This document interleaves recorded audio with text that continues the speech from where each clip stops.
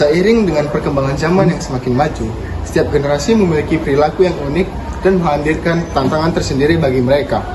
Salah satunya adalah generasi Z, di mana generasi Z ini biasanya dikenal dengan Zoomers, adalah orang-orang yang hidup dan lahir pada tahun 1997 hingga 2012.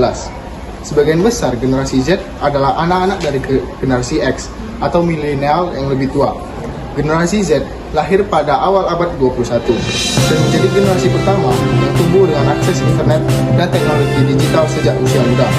Untuk mengetahui lebih lanjut bagaimana para pendidik atau guru beradaptasi dengan perubahan ini, kami akan berbincang langsung dengan Ibu Ferawati selaku guru yang sudah berpengalaman di SMA Negeri 2 Binjai.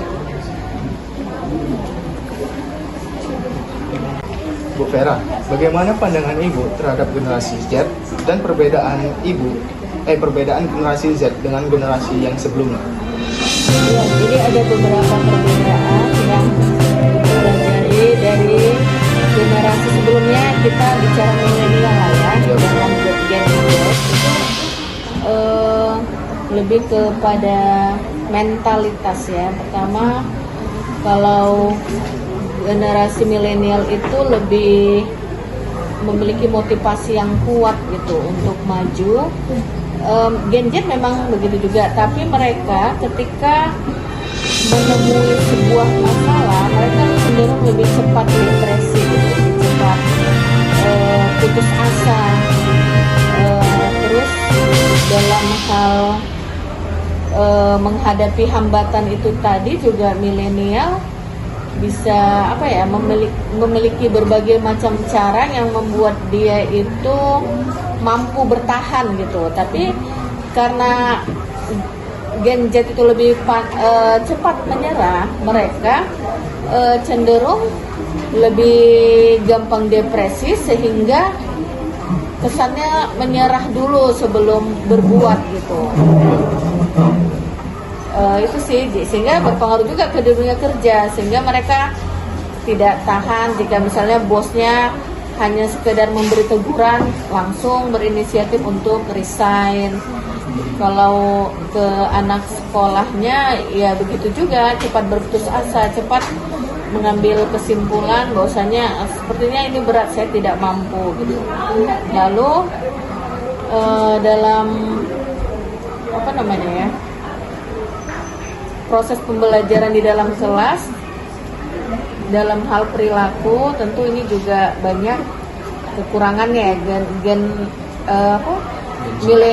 Milenial ini kalau menurut pandangan Ibu ya lebih santun gitu. Kemudian kalau Gen Z banyak yang Ibu bukan mengatakan hak semua ya, tapi kebanyakan mereka kurang memiliki adab baik dalam berbicara maupun bertingkah laku, terutama rasa hormat kepada orang yang lebih tua, kesannya lebih cuek gitu. Jadi itu sih kalau menurut Ibu yang paling menonjol ya. Nah, Bu, apa tantangan yang terberat yang pernah Ibu rasakan pada saat mengajar generasi Z? Gen Z ini kan mereka anak-anak yang ketika lahir langsung mengenal kemajuan teknologi ya, terutama handphone. Jadi mereka langsung dikenalkan pada kecanggihan handphone itu, sehingga mereka cepat bosan gitu ya dalam belajar jika tidak dikaitkan dengan kemajuan teknologi. Jadi ya tantangan bagi Ibu sendiri ya memang harus banyak berinovasi untuk membuat pembelajaran itu bagaimana menarik dan menggunakan media-media terutama aplikasi-aplikasi yang ada di handphone sehingga siswa lebih semangat untuk belajar. Nah Bu, bagaimana strategi atau langkah-langkah yang Ibu terapkan untuk menghadapi tantangan tersebut? Ya, guru ini seharusnya menjadi individu yang belajar sepanjang hayat gitu. Jadi dia tidak pernah berhenti belajar. Itu yang pertama. Yang kedua tentu saja harus mampu mengenali bagaimana karakter siswa-siswi peserta didiknya agar mengetahui gitu proses pembelajaran yang disenangi siswa terutama Gen Z ini yang bagaimana sekarang pada saat ini. Nah Bu, apakah menurut Ibu tuh ada keahlian tersendiri atau kelebihan khusus dari siswa-siswi Gen Z dalam proses belajar mengajar? Ya, mereka sangat cepat belajar aplikasi baru ya. Bahkan bisa jadi ya siswanya memang lebih pintar dibanding gurunya kalau dikaitkan dengan penggunaan aplikasi Jet ini ya kan. Itu sih kelebihannya kalau gue lihat. Beberapa penelitian menunjukkan bahwa siswa-siswi Gen Z seringkali merasa tertekan oleh tuntutan akademik. Bagaimana Anda mendeteksi tanda-tanda tersebut dan apa peran guru dalam membantu mengatasi masalah ini? Ya, jadi kalau tanda-tandanya ya pasti nampak mereka cepat ini ya tidak fokus gitu ketika belajar. Kalau bagaimana menghadapinya tentu ini perlu kerjasama semua pihak, bukan hanya guru tapi juga orang tua di rumah dan seluruh stakeholder yang ada di sekolah berusaha mengakomodir fasilitas untuk memenuhi kebutuhan belajar siswa, dan orang tua di rumah juga harus dilibatkan gitu. Jadi mereka juga harus memahami bagaimana kondisi anak ketika sudah lelah dan tidak perlu dilakukan paksaan, dan memang ada kalanya siswa ini tidak menuntut terlalu banyak kepada anaknya sehingga mereka tidak cepat depresi, tidak cepat lelah, tidak cepat stres gitu menghadapi proses pembelajaran di dalam kelas.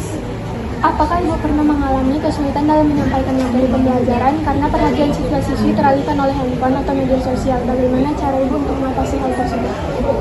Ya, itu sudah pasti pernah dialami bukan saya saja, tapi kawan-kawan guru yang lain ya.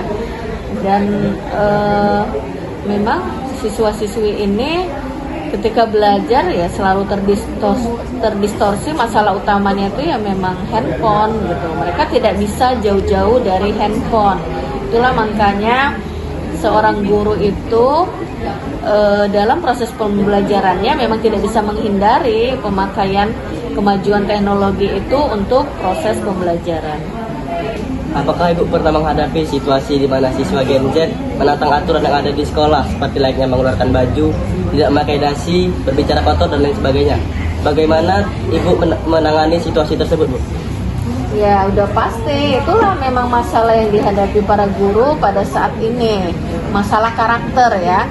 Karakter itu tentu saja berkaitan dengan disiplin dalam berpakaian, disiplin santun dalam berbahasa, kemudian berkarakter yang baik, dan itulah gunanya sekolah ya, berusaha memperbaiki masalah-masalah yang muncul dari siswa itu menjadi individu yang lebih baik. Misalnya kalau bagaimana cara menghadapinya, kalau ibu sendiri sih ya dengan hal kecil sebelum memulai pembelajaran di dalam kelas, ibu harus mengenal bagaimana latar belakang kehidupan seorang siswa itu. Jadi di sana kan bisa tahu apakah siswa ini memang hasil dari rumah tangga yang broken home, atau dia memang sudah lelah di luar karena orang tua tidak mampu mencari uang sendiri dan mengharapkan anaknya itu sudah bekerja juga untuk menghidupi kebutuhan rumah tangganya. Lalu ada juga siswa yang memang orang tuanya ada, dua-dua materinya juga cukup, bahkan berlebih tapi kurang perhatian. Itu kan semua menjadi sumber masalah juga. Itulah manfaatnya seorang guru itu sebelum proses pembelajaran harus benar-benar mengenal bagaimana latar belakang kehidupan si anak.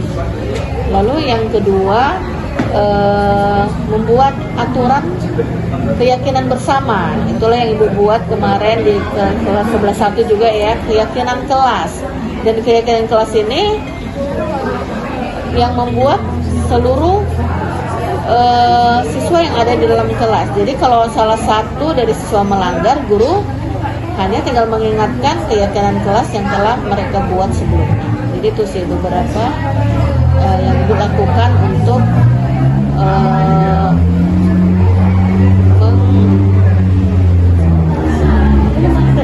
menghadapi masalah yang muncul ya dari Gen Z. Baik Bu, pertanyaan terakhir dari saya, apa harapan Ibu untuk masa depan pendidikan di era digital bagi para Gen Z? Ya, siswa-siswi di era digital ini ya seharusnya memang banyak belajar dan tidak cepat berputus asa. Jadi mereka harus mampu menggunakan semua sumber belajar yang ada dan tersedia di dekat mereka untuk cita-cita mereka ke arah depan. Karena dengan ledakan bonus demografi jumlah penduduk di Indonesia, siswa-siswi ini akan menghadapi tantangan yang jauh lebih lebih besar ya dibanding kami dulu, dibanding ibu dulu. Maka kalau dia cepat menyerah, kalau dia tidak mau belajar, maka dipastikan dia akan sulit menghadapi saingannya yang rata-rata juga memiliki kemampuan lebih. Jadi hadapi dunia digital untuk masa depan yang lebih baik dengan banyak melakukan proses pembelajaran dan satu lagi karakternya ya, karakter dia juga harus baik gitu, karena walau bagaimanapun canggihnya dunia digital dan perkembangan teknologi, kalau tidak disertai dengan karakter yang baik, karakter yang terpuji, maka dipastikan tidak ada perusahaan yang mau menggunakan individu tersebut ya. Jadi itu dari Ibu. Terima kasih kepada Ibu telah memberikan kami waktu untuk berwawancara. Iya, terima kasih kembali, sukses ya. Terima kasih rekan Aldrin, Karisa, Anggi atas informasinya pada hari ini. Demikian pada hari ini, nantikan berita kami lainnya di selanjutnya. Saya Muhammad Fahri mengucapkan terima kasih dan sampai jumpa.